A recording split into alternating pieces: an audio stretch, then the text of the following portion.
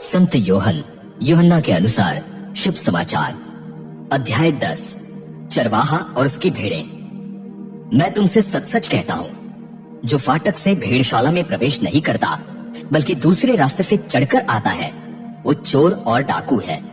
जो फाटक से प्रवेश करता है वही भेड़ों का चरवाहा है, और उसके लिए द्वारपाल फाटक खोल देता है। भेड़ें उसकी आवाज पहचानती हैं। वो नाम ले लेकर अपनी भेड़ों को बुलाता और बाहर ले जाता है। अपनी सब भेड़ों को बाहर निकालने के बाद वो उनके आगे आगे चलता है और भेड़ें उसके पीछे पीछे आती हैं, क्योंकि वे उसकी आवाज पहचानती हैं।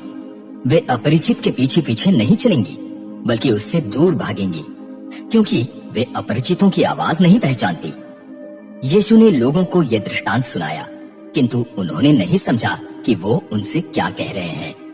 मैं भेड़शाला का द्वार हूं। इसलिए यीशु ने फिर उनसे कहा, मैं तुमसे सच सच कहता हूं, भेड़शाला का द्वार मैं हूं। जो मुझसे पहले आए वे सब चोर और डाकू हैं, किंतु भेड़ों ने उनकी नहीं सुनी। मैं ही द्वार हूं। यदि कोई मुझसे होकर प्रवेश करेगा तो उसे मुक्ति प्राप्त होगी। वो भीतर बाहर आया जाया करेगा और उसे चरागाह मिलेगा। चोर केवल चुराने, मारने और नष्ट करने आता है। मैं इसलिए आया हूं कि वे जीवन प्राप्त करें, बल्कि प्रचुरता से जीवन प्राप्त करें। अच्छा चरवाहा मैं हूं। अच्छा चरवाहा मैं हूं। अच्छा चरवाहा भेड़ों के लिए अपना प्राण अर्पित करता है। मजदूर जो न चरवाहा है और न भेड़ों का मालिक, भेड़िए को आते देख भेड़ों को छोड़कर भाग जाता है और भेड़िया उन्हें पकड़ता और तितर बितर कर देता है। मजदूर भाग जाता है क्योंकि वो मजदूर है और उसे भेड़ों की कोई चिंता नहीं। अच्छा चरवाहा मैं हूं। जिस तरह पिता मुझे जानता है और मैं पिता को जानता हूं, उसी तरह मैं अपनी भेड़ों को जानता हूं और मेरी भेड़ें मुझे जानती हैं। मैं भेड़ों के लिए अपना प्राण अर्पित करता हूं। मेरी और भी भेड़ें हैं जो इस भेड़शाला की नहीं है। मुझे उन्हें भी लाना है। वे मेरी आवाज सुनेंगी, तब एक ही झुंड होगा और एक ही चरवाहा। पिता मुझसे इसलिए प्रेम करता है कि मैं अपना प्राण अर्पित करता हूं, ताकि मैं उसे फिर प्राप्त करूं। कोई मुझसे मेरा प्राण नहीं छीन सकता। मैं स्वयं उसे अर्पित करता हूं। मुझे अपना प्राण अर्पित करने और उसे फिर प्राप्त करने का अधिकार है। मुझे अपने पिता की ओर से यह आदेश मिला है। यरूशलेम के यहूदियों में मतभेद। यीशु के इन वचनों के कारण उन यहूदियों में फिर मतभेद हो गया। बहुत से लोग कहते थे, उसमें भूत है, वो प्रलाप करता है, तुम उसकी क्यों सुनते हो? कुछ लोग कहते थे, ये वचन भूतग्रस्त मनुष्य के नहीं है। क्या भूत अंधों की आंखें खोल सकता है?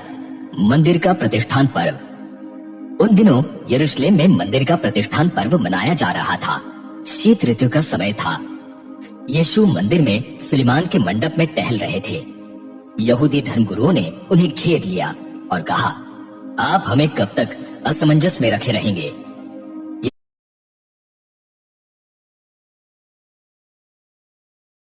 यदि आप मसीह हैं तो हमें स्पष्ट शब्दों में बता दीजिए।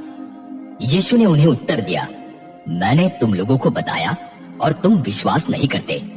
जो कार्य मैं अपने पिता के नाम पर करता हूँ वे ही मेरे विषय में साक्षी देते हैं, किंतु तुम विश्वास नहीं करते क्योंकि तुम मेरी भेड़ों में से नहीं हो।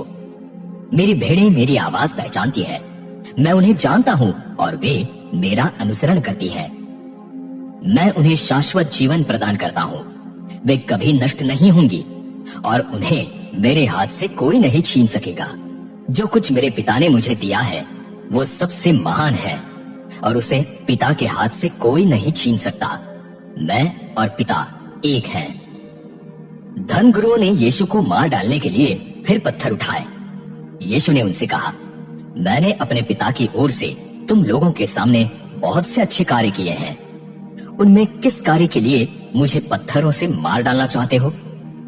धर्मगुरुओं ने उत्तर दिया, किसी अच्छे कार्य के लिए नहीं, बल्कि ईश निंदा के लिए हम तुमको पत्थरों से मार डालना चाहते हैं, क्योंकि तुम मनुष्य होकर अपने को परमेश्वर मानते हो। यीशु ने कहा, क्या तुम लोगों की व्यवस्था में ये नहीं लिखा है? मैंने कहा, तुम ईश्वर हो।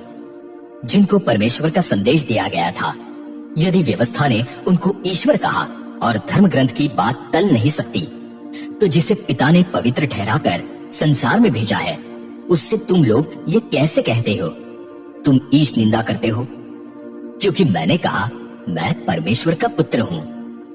यदि मैं अपने पिता के कार्य नहीं करता तो मुझ पर विश्वास न करो, किंतु यदि मैं उन्हें करता हूं तो मुझ पर विश्वास नहीं करने पर भी तुम कार्यों पर ही विश्वास करो, जिससे तुम ये जान जाओ और समझ लो कि पिता मुझ में है और मैं पिता में हूं। इस पर उन्होंने फिर यीशु को गिरफ्तार करने का प्रयत्न किया, परंतु वो उनके हाथ से निकल गए। यरदन नदी के उस पार। यीशु यरदन नदी के पार उस जगह लौट गए जहां पहले यूहन्ना बपतिस्मा दिया करते थे, और वो वहीं रहे। बहुत लोग उनके पास आए।